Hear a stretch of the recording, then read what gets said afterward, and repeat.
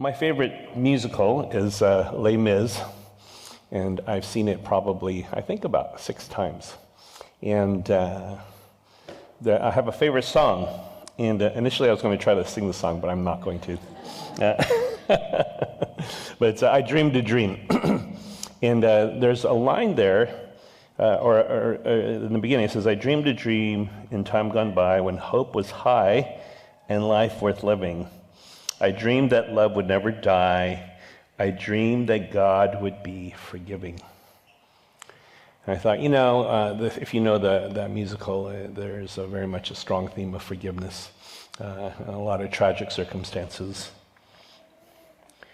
Those are kind of the dreams where these are like wishes, these are desires, these are hopes. And it's interesting that God is invoked in that song. I dreamed that God would be forgiving. And in my mind, I thought, well, is that a question? Is God actually going to be forgiving, or is he not forgiving?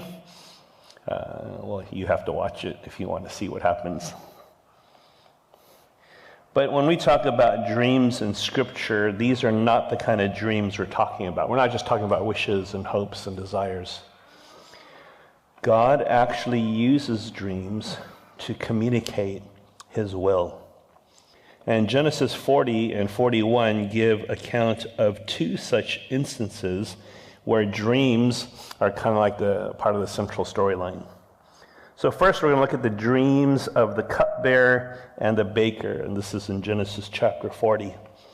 Now, leading up to it, if you remember in Genesis 39, which we looked at last time, Joseph had been falsely accused by Potiphar's wife. He's thrown into jail, but he's thrown into the place where king's prisoners were confined.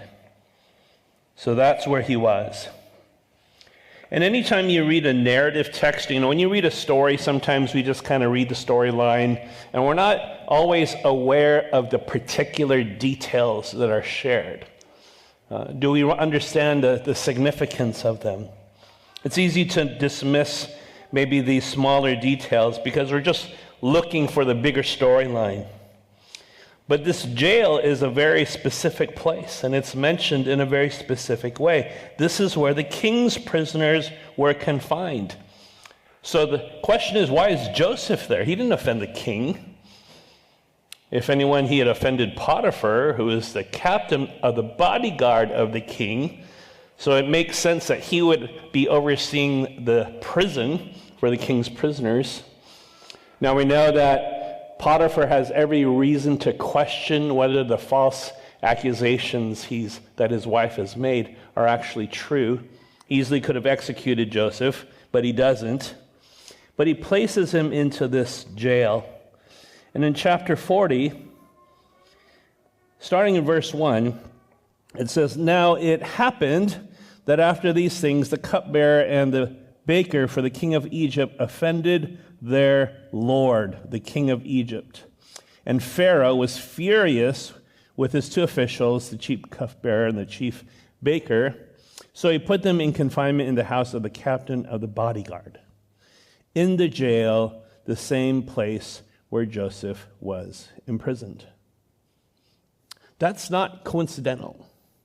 In fact, as we've been talking about the theme of God's providence, everything that happens has a purpose. God's providence is being orchestrated. Joseph has no control over any of these things.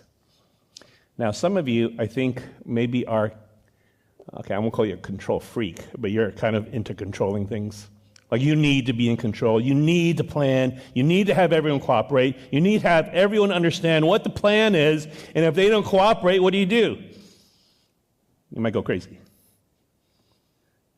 Now, if you really understand the realities of life, you don't have control, really, over anything. Joseph had no control over the circumstances of his life. He had no control of his brothers selling him into slavery.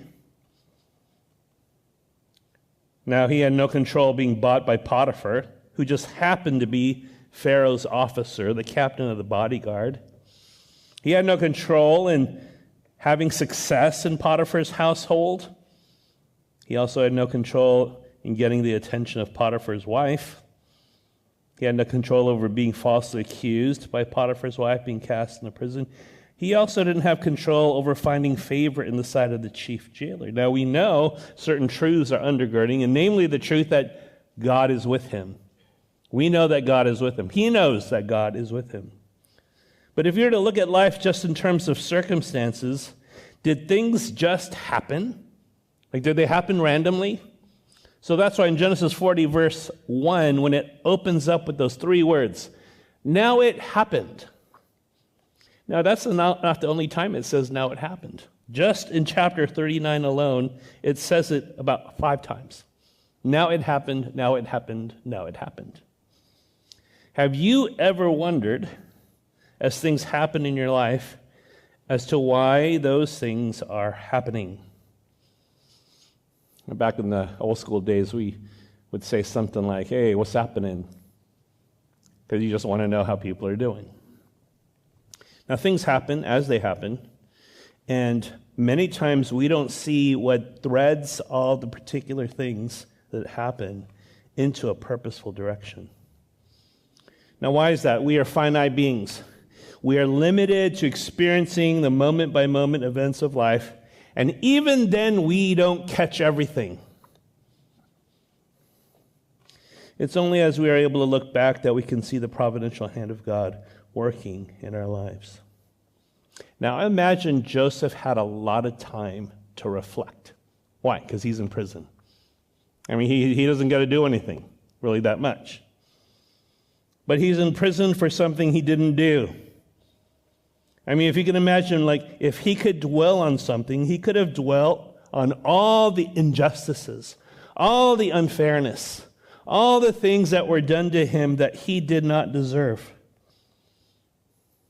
So it would be easy if we were to read Joseph struggled.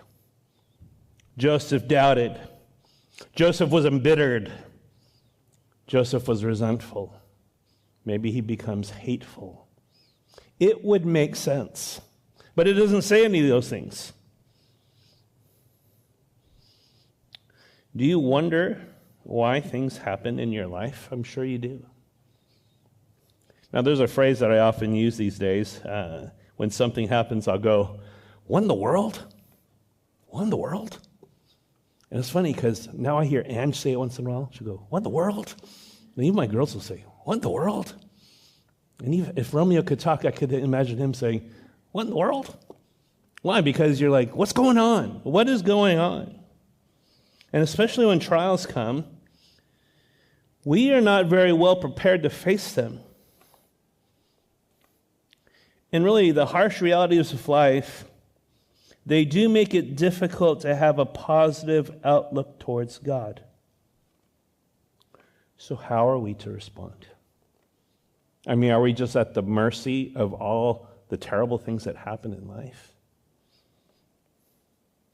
Or do we look to the providence of God? John Murray writes these words, providence is that marvelous working of God by which all events and happenings in his universe accomplish the purpose he has in mind. Providence is that marvelous working of God. Now, God has a grand plan for his people, namely that we are to be conformed into the image of his Son, Romans 8:29. Right? That follows Romans 8:28, so when it says, for God causes all things to work together for good for those who love him, for those who are called according to his purpose. And what is that purpose? That we would be conformed into the image of his Son. But expand that perspective as to how you will look at everything that happens in life. Thomas Boston, old Puritan pastor, said this, God has, by an eternal decree, immovable as mountains of brass, Zechariah 6:1, appointed the whole of everyone's lot, the crooked parts thereof, as well as the straight. And what does he mean by that?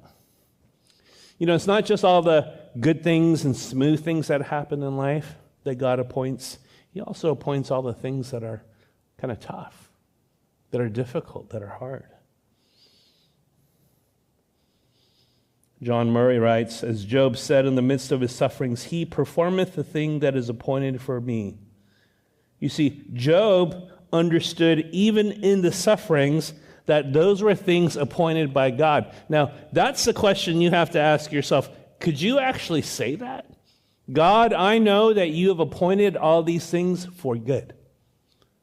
There is a good purpose even in the crooked things, the hard things, the difficult things. He has a plan. That plan extends to every detail in my life.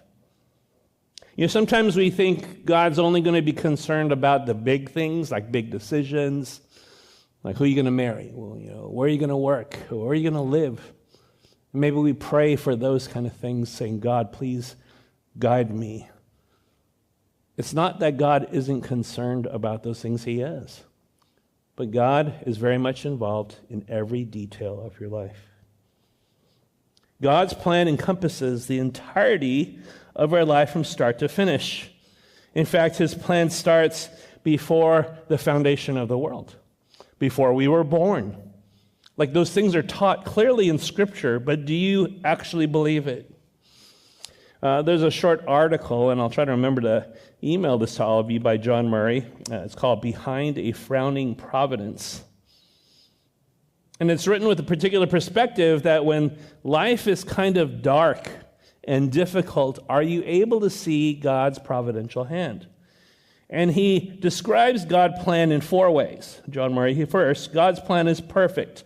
And I think I have a slide for this. God's plan is perfect. Everything God does is perfect. It may not appear to me at times to be perfect, but it is, because it will ultimately lead to the greater glory of God. So first, God's plan is perfect. Second, God's plan is exhaustive. It includes everything. It is worked out in a situation where everything is under the control of God. It extends to the smallest and most casual things. The very hairs of your head are all numbered. Matthew 10:30. Third, God's plan is for my ultimate good. Everyone who loves God has the assurance that all things work together for good. Romans 8:28. And if God is for me, who can be against me? The opposition does not count. The gracious purpose of God will certainly be accomplished in my life. And then fourth, God's plan is secret. God alone knows what is going to happen in advance because he has purposed it all. Every detail is fixed before I was born. God hides it from me until it happens. I discover it day by day as the plan unfolds. This is the unfolding of his secret will for my life. Now, have you asked yourself, what is God's plan for your life? Now, we need to remember, God's plans are not subject to what I want them to be. And I think that's our problem. We have plans, and we want God to submit to them. I mean, in a very small analogy, imagine you're a little kid, okay? Well, we don't want to pick on Terrence yet. Well, actually, I will. Terrence has Elliot, okay? And imagine Elliot, he's just born this week, right? Then this week he goes home, and Elliot's like, hey, Dad, I just want you to know, you cannot tell me what to do. At like 2 weeks old. Now, as a parent, what would you think? Who are you to say anything? And I'm sure Elliot's going to be a very good boy. Listen, be very, very nice, right? But can you imagine? Who are we to tell God, God, I have plans. You need to do what I tell you. How do you do that? And just in the same way, too, if something happens, who are we to say, God, how dare you do these things in my life? Who are you to make me go through all these hardships and trials and difficulties? So is God not good? Is God not perfect? Is God not the one who has good plans for you? We are so self-centered. And we are so self-serving. We don't give much consideration for others, not to mention God. That's why we tend to struggle when things don't go our way, the way we had desired or hoped. That doesn't mean that we're constantly trying to be sinful in every way. Even when you are seeking to do what is right before God, you will encounter suffering. But suffering exposes a lot about the heart. When things are okay, maybe you're fine. You're good with God. You're good with going to church. You're good with, interacting with people. But then when a trial comes, what does it expose about, namely, how you view God? Is God actually central to your life? Is God the one that you submit to as Lord? God's plans are perfect. When we say our plans are perfect, it's perfect because everything went according to what we wanted. Now, for those of you Dodger fans, obviously this was a wonderful week. We won the World Series. Not just the Dodgers. We who are faithful to the Dodgers. We won. But it's amazing. There are Dodger fans who are so quick to have doubts. When they're starting to lose in Game 4, and then they're like panicking, and you're like, whoa, whoa, whoa. And they're saying crazy things. People say crazy things, irrational things, illogical things. Why? Because things aren't going the way they wanted. And that's just a baseball game. People get so worked up over a baseball game. Think about everything else that happens in your life. Do we submit our plans to the greater glory of God? When you look at the life of Joseph and the events that unfold, the only way he ends up saying what he says in Genesis 50, verse 20, that his brothers meant evil, but God meant all things for good, it was because he trusted in the perfect planning of God. Even though things happened that he probably could not understand at all. The greatest priority in his life was the greater glory of God.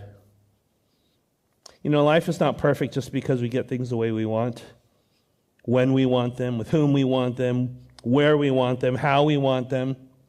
Our fundamental mistake is to make life all about me. That's what reveals the idolatrous hearts that we have. We actually are more concerned about our glory than God's greater glory. If God's plans are truly exhaustive, everything in my life is included. Every moment of my life is included. And do we accept this, that this is something we actually believe to be true? How many of you lately have counted the hairs on your head? Now, some people have more hair than others. Some people have a lot of hair. God actually knows every hair on your head. And you ask, why is that even relevant? Well, do you understand that God knows everything? Think of Joseph's life. Every step of the way, it was all part of God's plans. There were no mistakes, there were no accidents. Now, there is a certain mysterious aspect to it in that we don't always understand how each detail of our lives makes sense in this greater plan. Especially when your life is intertwined with the lives of others. Do you understand? No one lives in a vacuum. You live with other people involved. But does your frustration stem from the fact that everyone else is not cooperating with your plan? That's kind of how we live. How about when people sin against you? Do you see that somehow? With a perspective that says God has good in that? Okay, I'll be honest, I struggle with that. How is that a good thing?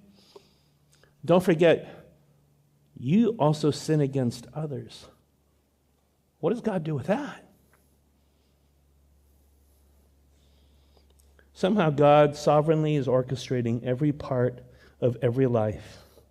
That's why Joseph's life is such an example. We can see God's hand working every step of the way. Do we really believe Romans 8:28? We recite it, we can tell others about it, but do we actually believe it? Again, think about what Joseph was thinking. He's in jail. We don't even know how long he was in jail. From the point where he gets sold to Potiphar, he gets falsely accused, goes into prison. We don't know the exact time frames, but we know that he started from age 17. And when the chief cupbearer and the baker come onto the scene, it's year 11, because 2 years later is when he meets Pharaoh.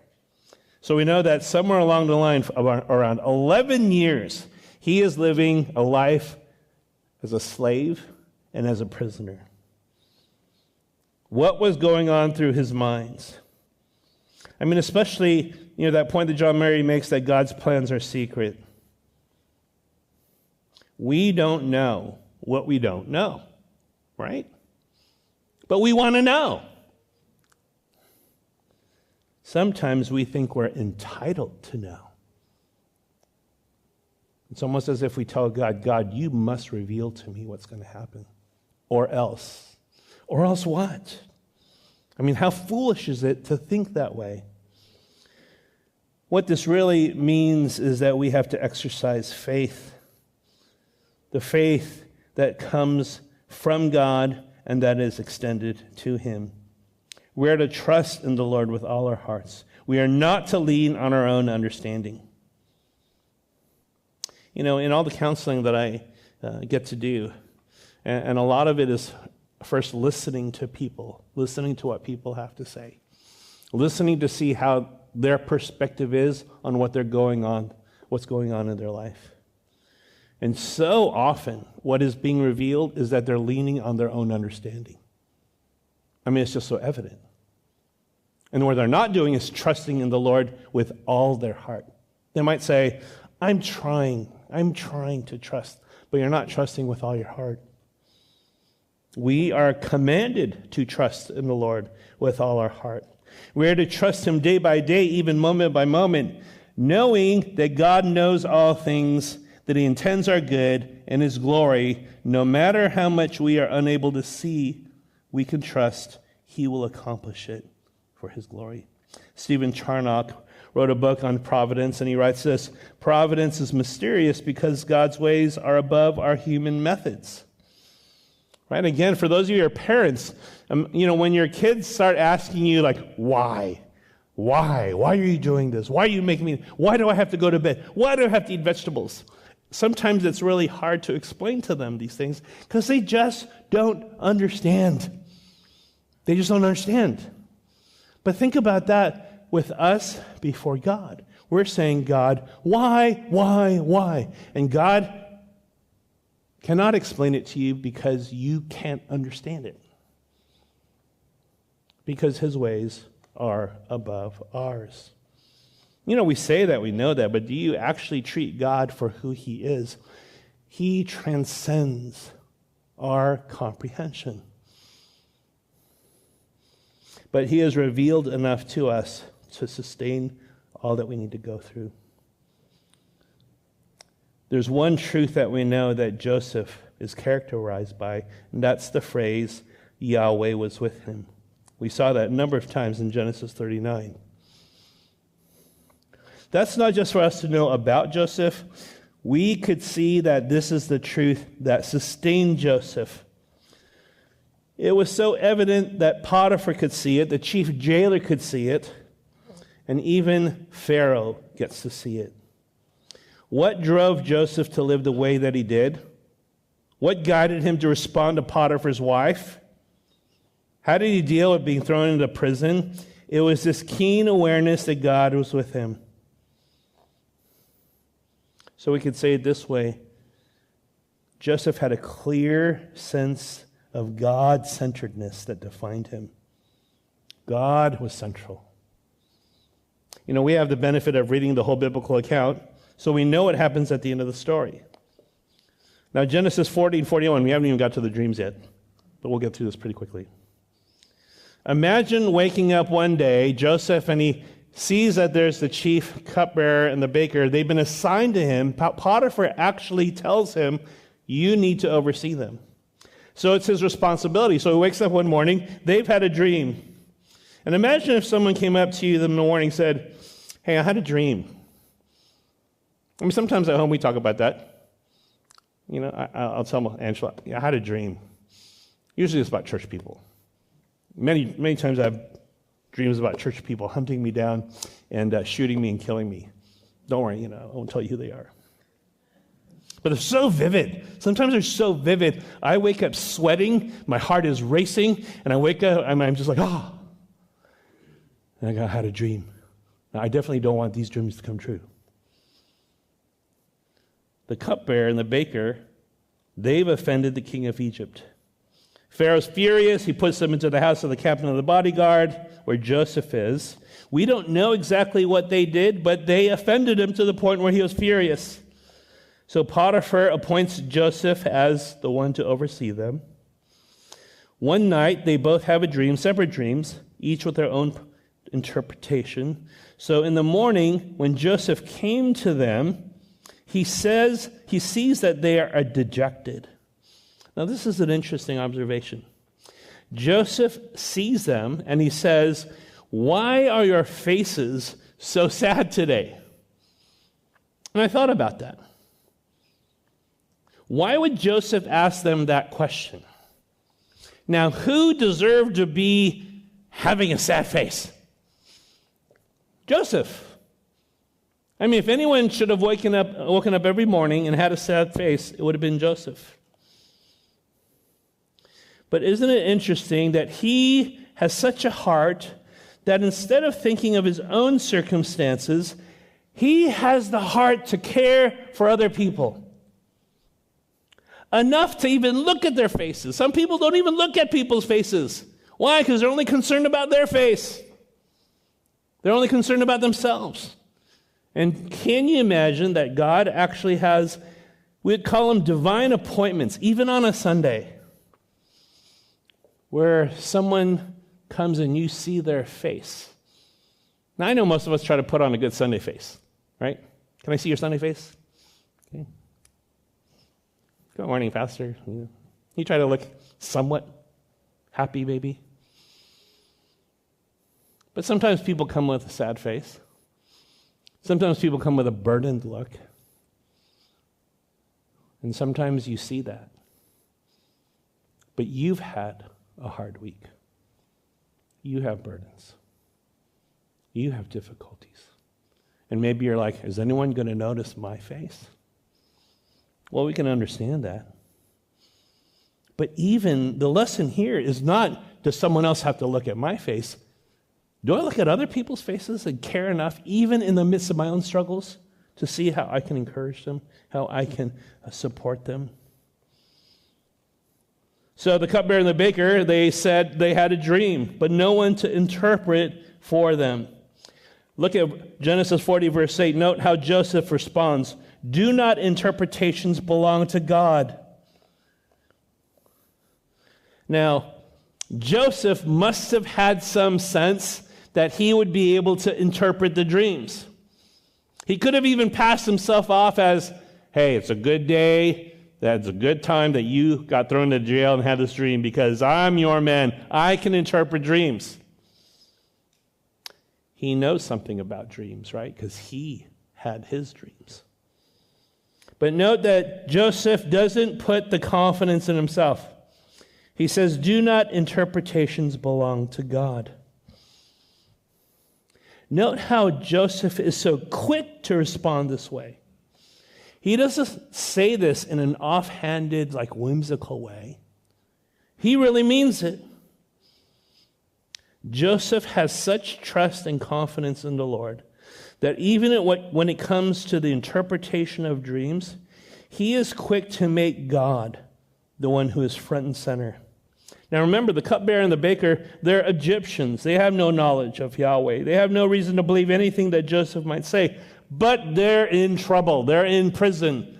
Pharaoh is furious with them. They're in no place to say they have anything. They have no means to access the Pharaoh's magicians and wise men, who were the official interpreters of dreams. So the cupbearer shares his dream in verses 9 through 15. There was a vine with 3 branches. It was budding. Its blossoms came out, and its clusters produced ripe grapes. Now Pharaoh's cup was in my hand, so I took the grapes and squeezed them into Pharaoh's cup, and I put the cup into Pharaoh's hand. Now notice how quick Joseph responds. Then Joseph said to him, this is the interpretation of it. The 3 branches are 3 days. Within 3 more days, Pharaoh will lift up your head and restore you to your office, and you will put Pharaoh's cup into his hand according to your former custom when you were his cupbearer. Wow, it's pretty fast. And that's a pretty good interpretation for the cupbearer. He's going to get out of prison in 3 days. He's going to be restored to his position. He will no longer have Pharaoh be furious at him. He will serve Pharaoh the cup. Now, Joseph in verse 14 makes a request. Only remember me when it goes well with you, and please show me loving kindness by remembering me to Pharaoh and getting me out of this house. For I was in fact stolen from the land of the Hebrews, and even here I have done nothing that they should have put me into the pit. One pastor commented on this passage and said, see, this is where Joseph sinned. He no longer trusts God. He's trying to take things into his own hands. He's trying to work his angle with the cupbearer. That seems a little presumptuous. It's very much an appeal. He says, only remember me, and please show me loving kindness. That's one of my favorite Hebrew words, right? Remember, what's that word? Chesed, loving kindness. Please show me loving kindness. I mean, Joseph is simply saying, can you show mercy? Can you have some pity? Can you be gracious to keep me in mind? I mean, this is the simple request of someone who has been in suffering for 11 years. And he did nothing to deserve any of it. But do you see, this is part of God's providential plan. Later, when the cupbearer is released and restored, at the end of chapter 40, it says, but the chief cupbearer, verse 23, did not remember Joseph, but forgot him. Now, if you just read that straight off, you might think, what? He just forgot about him? No, he didn't forget about him. He forgot him. In other words, he didn't want to deal with it anymore. But 2 years later, we know that he remembers. We know that he hasn't forgotten. It's very clear. But this is just the sad part. Joseph gives that request, and nothing happens for 2 years. That is also providential. You could understand if Joseph's saying, like, maybe this is it. Maybe if he goes and he tells Pharaoh about me, I can get out of this. I can get out of jail at least. But nothing.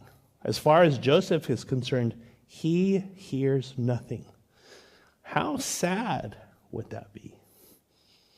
Now, I'm sure that some of you have looked to someone for help. You say, can you help me? Can you help me? Can you help me? And then you hear nothing. Nothing happens. And what is the response that you have to that?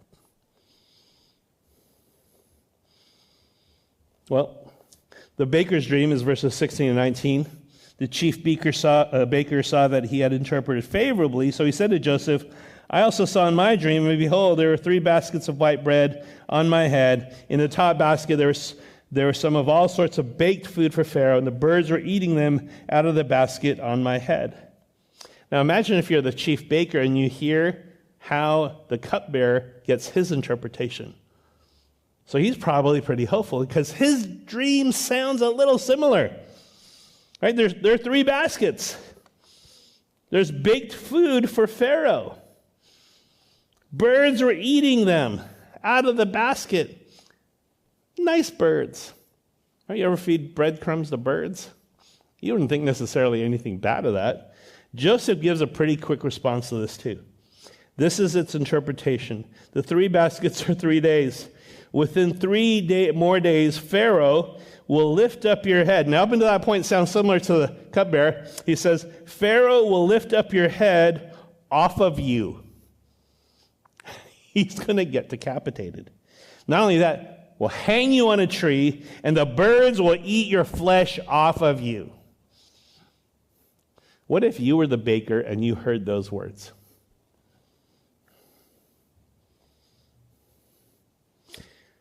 It must have been very, very disconcerting. He was hoping for a favorable interpretation. Instead, he's going to die. So in Genesis 40, verse 20, it says, thus it happened. Okay, now other times it said, now it happened, and here it's given a little bit more emphasis. Thus it happened, just as Joseph said it would. On the third day, which was Pharaoh's birthday, hey, this is how he celebrated his birthday. He had a feast for his servants, he restored the cupbearer, and then he decapitates the baker. That's part of the birthday party, because that's what Pharaoh's did. Now, again, why? Why is all of this happening?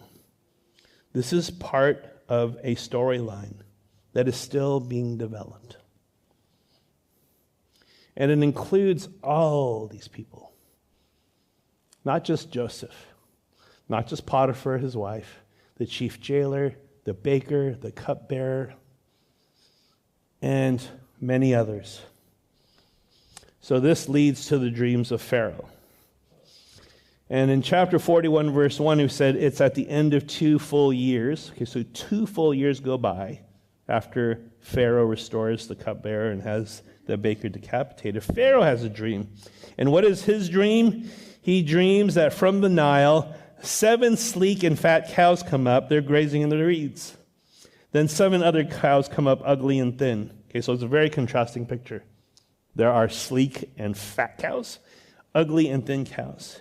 The ugly and thin cows ate up the 7 sleek and fat cows. He wakes up. Imagine having that kind of a dream. Now, it's a very Egyptian dream, as Lucian talks about. He's Pharaoh, right? He's always thinking about his people, Egypt, his nation, his work. He falls asleep again, dreams of 7 ears of grain on a single stalk, plump and good. Then 7 ears of grain, thin and scorched, sprouted up, swallowed up the 7 plump and full ears. It says, then Pharaoh woke up and saw that it was a dream. His spirit was troubled. Okay, so just like the cupbearer and the baker, they have a sad look on their face. He's troubled because he wants to know what this means. It must have something to do with his country. So he calls for all the magicians and the wise men of Egypt, and it says they cannot interpret the dream. Now you have to wonder, were there other dreams that they interpreted and it all went well? We don't know. But we know that they can't interpret this one. So in Genesis 41:9, the chief cupbearer speaks up. Then the chief cupbearer spoke to Pharaoh, saying, I would bring to remembrance today my own offenses. Pharaoh was furious with his servants, and he put me in confinement in the house of the captain of the bodyguard, both me and the chief baker. We had a dream on the same night. He and I and each of us dreamed according to the interpretation of his own dream. Now there was with us a Hebrew youth, a slave of the captain of the bodyguard, and we recounted them to him, and he interpreted our dreams for us. To each one he interpreted according to his own dream. And just as he interpreted for us, so it happened. He restored me in office, but he hanged him. Did he forget anything? No, he remembered everything. Every detail. The whole sequence. He remembered everything. But why does he bring it up now? Well, from a human perspective, it sounds like this is a good time because he can take some credit to connect Pharaoh to a guy who could potentially interpret the dreams. Now, does he know if Joseph can pull it off or not? Maybe not necessarily, but he knows that Joseph did it for him. And if it does work out, well, he'll score a few points with Pharaoh. Now, we don't know his heart motivations. We can just see that he shares about it. He shares that there is a Hebrew youth who is a slave of the captain of the bodyguard. He knows exactly who Joseph is. So even though Pharaoh had all these magicians, wise men, their job description was to interpret dreams, but they couldn't. So Pharaoh is quick to call for Joseph. Now, this is again not random. If you follow the storyline, you see God's providential hand every step of the way to the point where he is brought before Pharaoh. So it says Pharaoh sent and called for Joseph, and it says they rushed him out of the pit. It's almost like they're, hurry, hurry, hurry, hurry. You got to go, you got to go, you got to go. Got a haircut, got shaved, got on some new clothes. I think it was Sinclair Ferguson. So I've been listening to many sermons on this whole portion of Genesis 37 to 50. And I love listening to him because he has that Scottish just accent that makes everything sound so profound. And he says, sometimes God, I can't do it like Andy, so I'm not going to try. God sometimes seems to work so slowly. And then God works suddenly. And I remember hearing that and I'm thinking like, it's kind of true. Sometimes you're like, something takes like forever and ever and ever and ever. But when things happen, it's like, oh no, wow, it's happening like now. And I was sharing this with a friend who is having to struggle with a very difficult situation. And I just shared with him that thought. It seems like everything is going really slow, because it was. And it still is. But when things happen, they will happen suddenly. That's what it was for Joseph. He woke up that morning, like he did for the last 2 years at least, wondering if anyone cares. He appealed. Nothing. He is languishing in prison. Now he has the favor of the chief jailer. In fact, he is put in charge of other prisoners because they see that, again, the Lord is with him. But then that day is going to be a day that he maybe would have hoped for, but then it happens really fast. Can you imagine them rushing in, grabbing him, like, you're going to go see Pharaoh. Okay, you look terrible. You haven't shaved in however long you've been in prison. Your clothes stink. Take a shower, get dressed, because you're going before Pharaoh.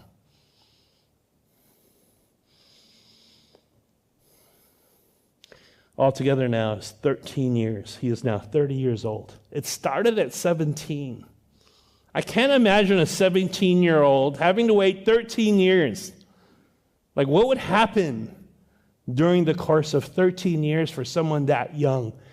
Just look at our world. Where do you think 17-year-olds are heading? And they're not even facing the kind of stuff that Joseph did. It must have been a shocking day. So he comes to Pharaoh, and Pharaoh tells him that he had a dream, but he doesn't have an interpretation. Again, look at Genesis 41, verse 16. This is Joseph's immediate response. Joseph then answered Pharaoh, saying, "It is not in me. God will answer according to the welfare of Pharaoh." I mean, again, if there's any opportunity for Joseph to kind of promote himself, it would have been here. It's like, Pharaoh, that's right, you got the guy. I am the dream whisperer. I can tell you what your dream means. But he says, it is not in me. It's the same vein when he responded to the cupbearer and the baker. Do not interpretations belong to God? His immediate response is God-centered. Even when Potiphar's wife is trying to seduce him, how does he respond? How then could I do this great evil and sin against God? If there's one thing that we see that is a constant about Joseph, it's always about God. Always. Doesn't matter what the circumstances are, he is always concerned about God. God is the one from whom all things come. He is the one who gives the dreams and the interpretation of the dreams. So as Pharaoh recounts the two-part dream, because they are the same dream essentially, his immediate response is, they are one and the same dream. They're going to be 7 years of abundance, then 7 years of famine. Then 3 times Joseph invokes God. Verse 25, Genesis 40. God has declared to Pharaoh that he is about to do. God, verse 28, has shown to Pharaoh what he is about to do. Genesis 41:32, the matter is confirmed by God, and God will quickly bring it about. No wonder Pharaoh then says, you are one who has the divine spirit. We can see that there's something about God in you. The last point is the dreams of Joseph were fulfilled. Verse 37, the proposal seemed good to Pharaoh and to all his servants. Then Pharaoh said to his servants, "Can we find a man like this in whom is a divine spirit?" So how did Joseph respond? He gave him a plan. He said, you need to appoint someone who's discerning, who is wise. Have them exact a fifth of the grain that gets raised during the years of abundance so that you have a supply for the years of famine. Verse 38, then Pharaoh said to his servants, "Can we find a man like this in whom is the divine spirit?" So Pharaoh said to Joseph, "Since God has made you know all of this, there is no one so understanding and wise as you are." Isn't it interesting that Pharaoh would note that? Since God has made you know. Because that's what Joseph told him. This is all from God. He says, "You shall be over my house, and according to your command, all my people shall do homage. Only in the throne I will be greater than you." And Pharaoh said to Joseph, "See, I have set you over all the land of Egypt." Then Pharaoh removed his signet ring from his hand, put it on Joseph's hand, clothed him in garments of fine linen, and put the gold necklace around his neck. And he had him ride in a second chariot, and they called out before him, "Bow the knee," and he set him over all the land of Egypt. Moreover, Pharaoh said to Joseph, "Though I am Pharaoh, yet without your permission, no one shall raise his hand or foot in all of the land of Egypt." Now, do you think Joseph ever forgot about his dream? What was his dream? That one day, his brothers, and then in the second dream, even his mother and father would all bow to him. Now, that's why his brothers are all mad. Like, how you're going to say, we're going to bow to you? There's no way we're going to bow to you. You're like one of the youngest. Why would he bow? Can you imagine Joseph hearing these words? "I have set you over all the land of Egypt." Then he gets the signet ring. That's the royal king ring. I mean, it must have been something like pretty massive. And then he clothes him in garments of fine linen. You know, if you do a search of how they depicted Egyptian people back then, you'll see like the linen garments and then the gold sort of thing, the wraparound deal. He gets to wear the royal clothing. He rides in the second chariot, and everyone is called to bow the knee. In fact, no one can even raise a hand or foot without his permission. That is a lot of authority. So Joseph is 30 years old. Pharaoh gives him a name. He gives him a wife. And he is now essentially ruler over Egypt. And so when the 7 years of plenty come, the land, it says, brought forth abundantly. He gathered all the food of these 7 years, placed in every city the food from its surrounding fields. In fact, it was so much in abundance that he stopped measuring it. Later on in verse 50 of Genesis 41, it says, "Before the year of famine came, Joseph had 2 sons born. And he gave them 2 interesting names. Manasseh, which just kind of means causing to forget. But there's a little message in his name. Manasseh, God has made me forget all my trouble and all my father's household. And I can only imagine when Joseph had Manasseh in his hands. I mean, Terrence could understand that this week, right? You got to hold your baby in your hands. I mean, how do you compare? Like, what experience can you compare, right? There's so much that can just be just experienced in that. For Joseph, it was, oh, thank you, God. You have made me now forget all my troubles. I look at this little life. You've given me a son. And then he has a second son, Ephraim.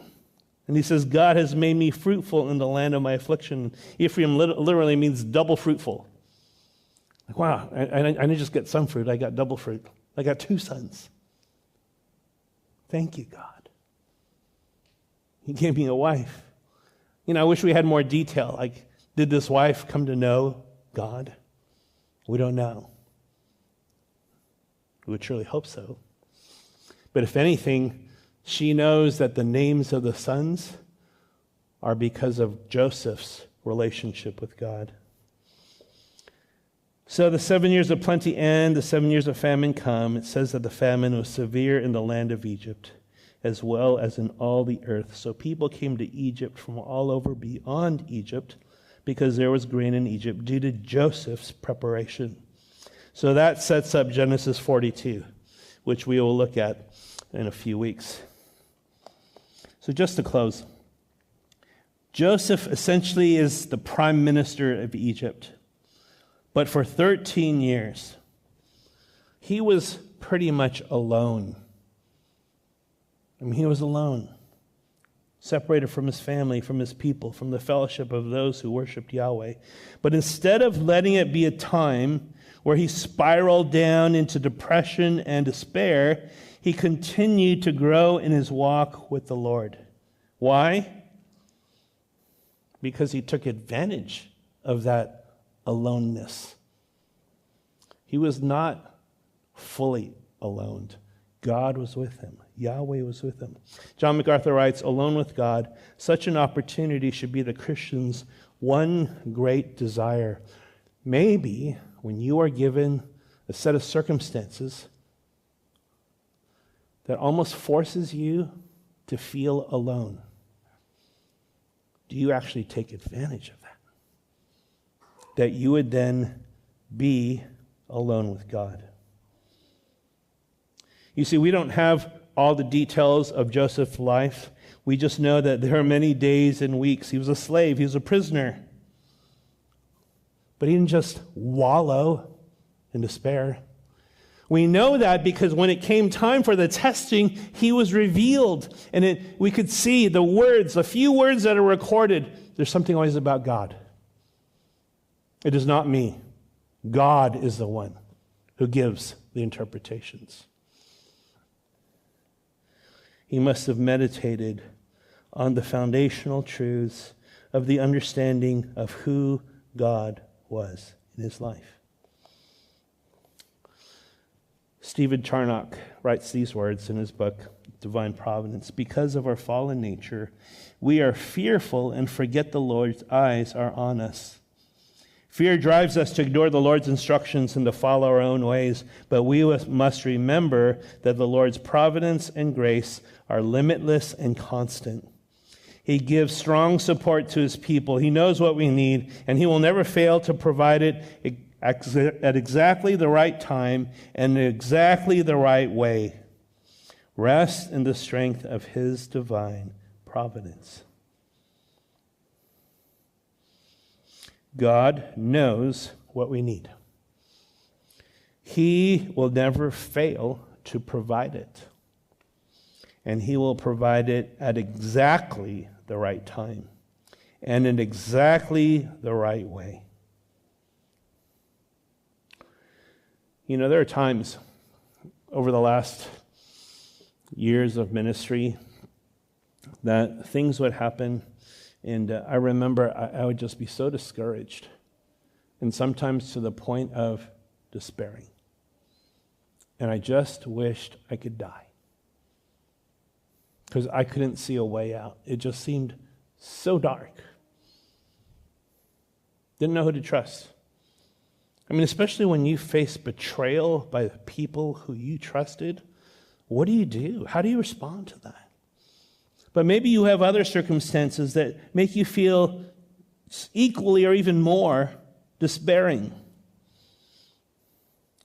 Well, what does it tell you about how you view God? Do you remember the Lord's loving kindnesses shown to you? If there's just the salvation that we have in Christ, that alone is infinitely more than anything we deserve. If we were to receive nothing else in life other than our salvation in Christ, we have more than we could ever deserve. But God is not minimal like that. He gives us more.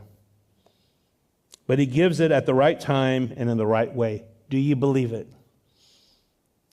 I mean, I'm having to really consider that now too. I have so much uncertainty in my life.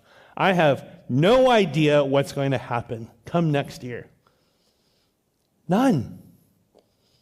But it's not a new situation.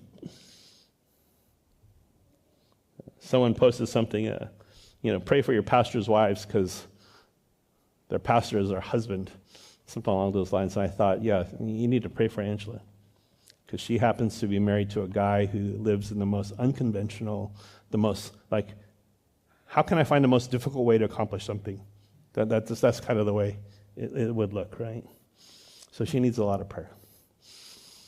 And you can pray for me too. That I'd practice the same things I'm telling you. Do you trust in the providence of God working in your life? Maybe you don't know Christ. Or maybe you think you know Christ. But trials expose you as to whether you truly trust him. This is why I love the story of Joseph. He really has no good reason to, humanly speaking, because he's had everything stripped away. But during those years in jail, during those times he was alone, and remember, he doesn't even have a Bible. He doesn't have church. He doesn't have any fellowship. I don't think there was any prison fellowship in those days. But he has God. And he rests in the strength of his divine providence.